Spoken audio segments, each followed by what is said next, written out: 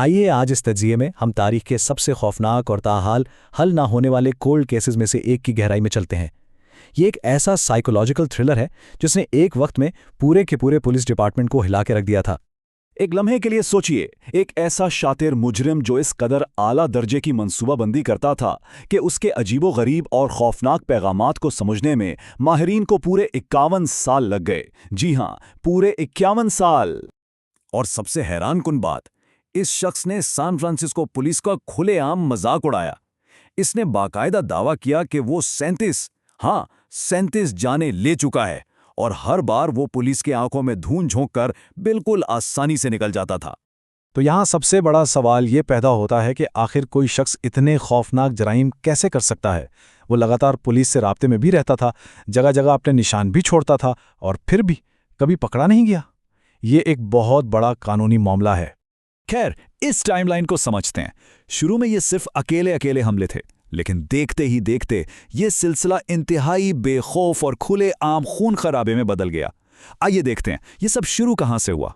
इस भयानक ख्वाब का आगाज होता है दिसंबर 1968 में। एक बिल्कुल सुनसान जगह पर दो हाई स्कूल स्टूडेंट्स बेटी जेनसन और डेविड फैराडे को निशाना बनाया गया। डेविड को बिल्कुल करीब से सर में गोली मारी गई और जान बचाकर भागने की कोशिश करती हुई बेटी की पीठ में 5 गोलियां उतार दी गईं। और इस दर्दनाक वाक़े के बाद क्या हुआ?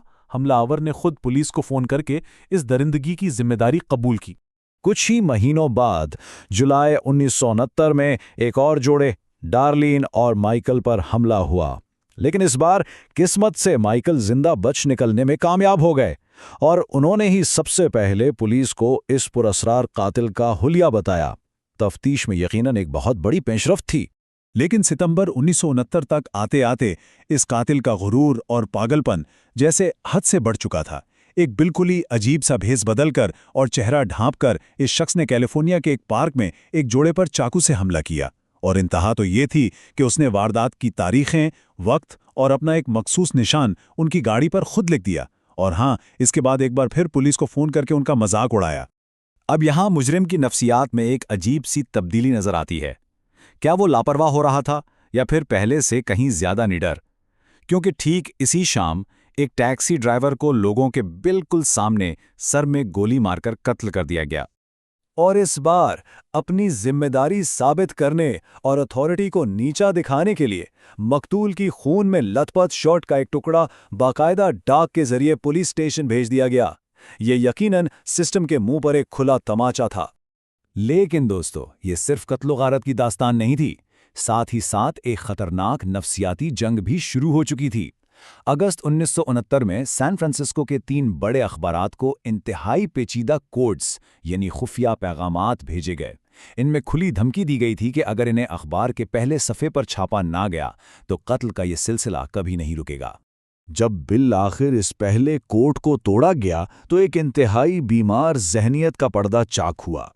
पैगाम में लिखा था कि इंसानों को मारना जानवरों के शिकार से ज़्यादा मज़ेदार है, क्योंकि इंसान सबसे खतरनाक जानवर है। और यहां से दुनिया को वो नाम मिला जो उसने खुद को दिया था, दी जोडियाक किलर। इस सब के पीछे जो मकसद सामने आया वो हकीकत से बिल्कुल कटा हुआ और खौफनाक था। जोडियाक का दरअसल ये मानना था कि वो जिन लोगों को भी कत्ल कर रहा है वो मरने के बाद जन्नत में उसके ज़ाती गुलाम बन जाएंगे। यही वो अजीबो-गरीब जुनून था जिसकी वजह से वो मज़ीद खून बहाना चाहता था। फिर सामने आती है नवंबर 1969 की वो सबसे बड़ी पहेली, एक ऐसी चिट्ठी जिसमें शामिल कोड इस कदर मुश्किल था कि क्या पुलिस और क्या कोड ब्रेकिंग के माहिरीन सब के सब कई दहाइयों तक उसे समझने में बिल्कुल नाकाम रहे। हैरत की बात यह है कि साल 2020 में आकर, यानी निस्फ सदी से भी ज्यादा अरसे बाद, जदीद तरीन एक्सपर्ट्स की मदद से आखिरकार ये कोड टूटा।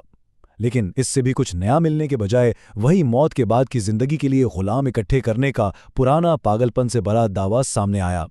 वक्त तेजी से गुजरता गया और हम जनवरी 1974 में आ जाते हैं। अब इन खतूत का मकसद सिर्फ और सिर्फ मजाक उड़ाना रह गया था। जोडियाक ने खुल के इस बात पर हकारत का इजहार किया कि वो 37 कत्ल कर चुका है, लगातार सबूत दे रहा है और पुलिस अब तक बिल्कुल हाथ पर हाथ धरे बैठी है। तो आखिर ये जोडियाक किलर था कौन? वैसे तो 3 ऐसे अहम लोग थे जिन पर बेहद शक किया गया और उनकी गहरी तफ्तीश भी हुई, लेकिन कोई ठोस सबूत ना मिलने और किसी वाज़े मकसद की अदम मौजूदगी की वजह से अदालत कभी भी किसी एक शख्स को इस जुर्म में सज़ा नहीं सुना सकी। पर यहाँ इस तज्जिए में हमारे सामने एक ऐसी थ्योरी आती है जो पूरे केस का रुख ही बदल देती है।